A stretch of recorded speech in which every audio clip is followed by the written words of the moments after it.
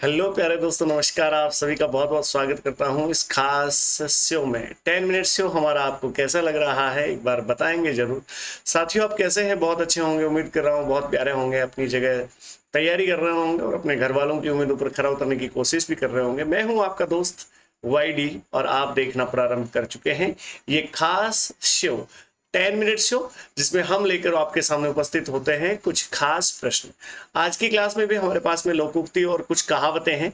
इन लोकोक्ति और कहावतों से संबंधित जो प्रश्न आपके सामने आने वाले हैं, यकीन मानिए दोस्तों, ये आपके लिए, आपके जीवन के लिए बहुत बेहतरीन चीजें आपके लिए होने वाली हैं। तो इन पर फोकस कीजिएगा, इन पर पूरा ध्यान रखिएगा और आने वाली परीक्षा में झंडे गाड़ के आइएगा। अब हो जाए वो तैयार दोस्तों, क्योंकि आने वाली परीक्षाएं आपका इंतजार कर रही हैं। आप प्लस माइनस के साथ लगातार जुड़े रहे, इसके लिए आपका धन्यवाद। और लगातार आप अपने परिवार को बढ़ाते रहें, इसके लिए आपको लगातार आने वाली जो संभावना है उसके लिए शुभकामनाएं आपको। चलिए आज की क्लास शुरुआत करते हैं।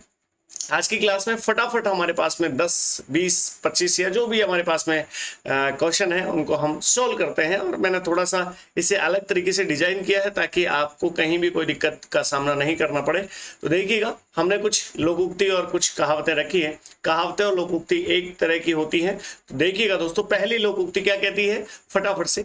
आग लगती झोंपड़ा, जो निकले सो लाभ। अरे भैया, बात का अर्थ ये हुआ कि जो भैया इसके लिए दूसरी लोकोक्ति अगर आपको प्रयुक्त करनी है तो क्या करोगे? भागते चोर की लंगोटी पकड़ो, भागते चोर की लंगोटी ही भली।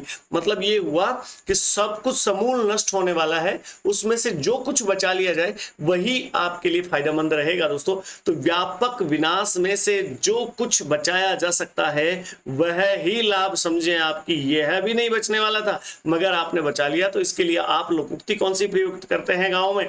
आग लगती झोंपड़ा, जो निकले सो लाभ। दोस्तों मैंने आपको यहां पर वाक्य में प्रयोगित करके भी दिखाया है। देखिएगा, झोंपड़ी में आग लगने पर रमेश सब कुछ ही सामान नष्ट होने से बचा पाया।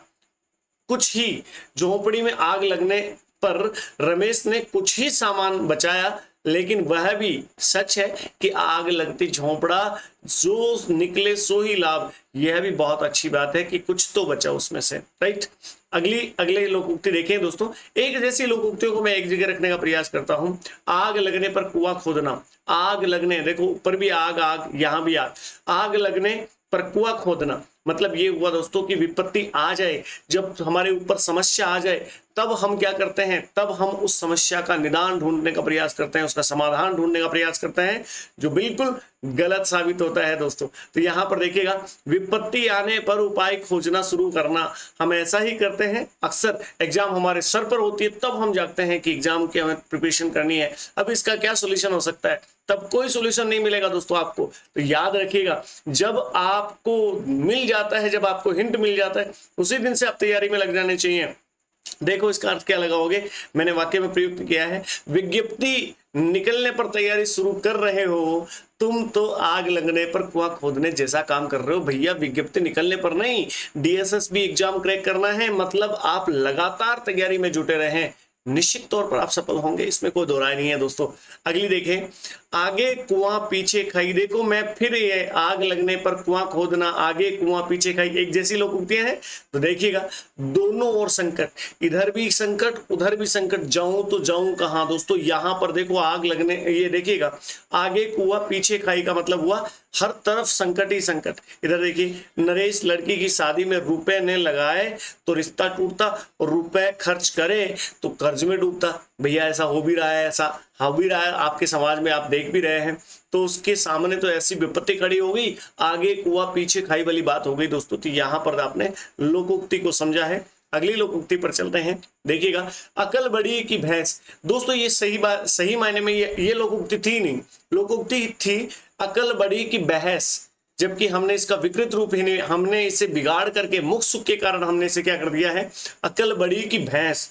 तो देखिएगा, फिर भी लोकोक्ति जब चल पड़ी है तो इसका अर्थ हमें बताना है, शारीरिक बल से ज्यादा बौद्धिक बल अच्छा होता है। यानी मेंटली जो आपकी प्रिपरेशन है वो ज्यादा काम आती है, बॉडी जो आपकी फिजिकली प्रिपरेशन है उससे ज्यादा।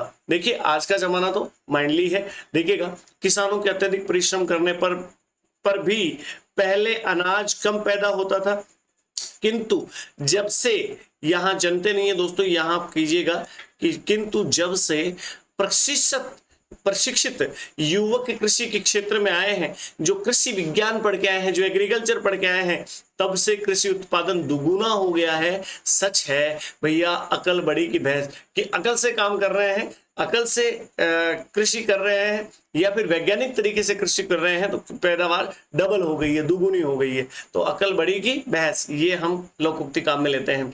अटका बनिया दे उधार, यहां पर देखिएगा दोस्तों, स्वार्थी और मजबूर व्यक्ति अनचाहा कार्य भी करता है। देखो, पहले वाला उधार चाहिए तो भैया और उधार देना पड़ेगा, पहले वाला उधार चाहिए तो और उधार देना पड़ेगा। या तो ऐसा हम कब करते हैं, या तो हम लालच में करते हैं, या जब हम पर ऐसी स्थिति बन जाती है कि ये काम नहीं किया तो हमारा ये काम नहीं बनेगा। तो ऐसी मैंने वाक्य में प्रयोग किया है। कारखाने में श्रमिकों की हड़ताल हो जाने के कारण कारखाना मालिक अकुशल श्रमिकों को भी दुगुनी तिगुनी मजदूरी पर रख रहा है। क्या करे, अटका बनिया दे उधार, करना पड़ेगा, ऐसा मजबूरी है उसकी, या तो मजबूरी में या स्वार्थ में ऐसा करता है आदमी। आगे देखिएगा दोस्तों, अधजल गगरी छलकत जाए, अधजल गगरी छलकत जाए मतलब आधा घड़ा जो होता है वो हमेशा ही छलकता है, उससे पानी निकलता है। इसका अर्थ यहाँ पर ये नहीं है दोस्तों, घड़े के लिए नहीं है, ये तो लोकोक्ति है, ये तो कहावत है, ये हमारे ऊपर लागू होती है। जितनी भी लोकोक्ति और कहावतें होती है सब हम पर लागू होती है दोस्तों। तो इसलिए आपको ध्यान रखना चाहिए, अल्प स्वार्थ सामर्थ्य वाला व्यक्ति अपनी सामर्थ्य के बारे में बड़ी बड़ी डींग हाँकता है। आप यूं भी कह सकते हैं कि कम ज्ञान वाला आदमी है वो लंबी लंबी फेंकता है, आप सीधे सीधे भाषा में यूं कह सकते हैं।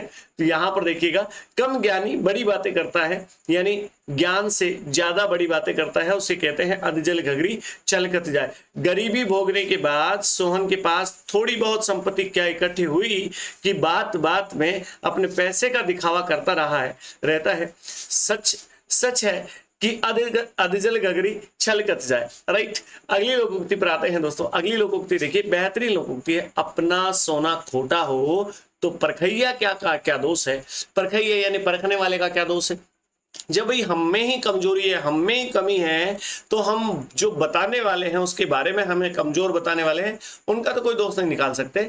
अजय का लड़का ही जब आगे बढ़ बढ़कर खुद शराब पीता है, देखो मैंने वाक्य में प्रयोग किया है, और पड़ोसी ताना मारे तो अजय क्या जवाब दे, अपना सोना ही खोटा तो परखैया क्या करेगा।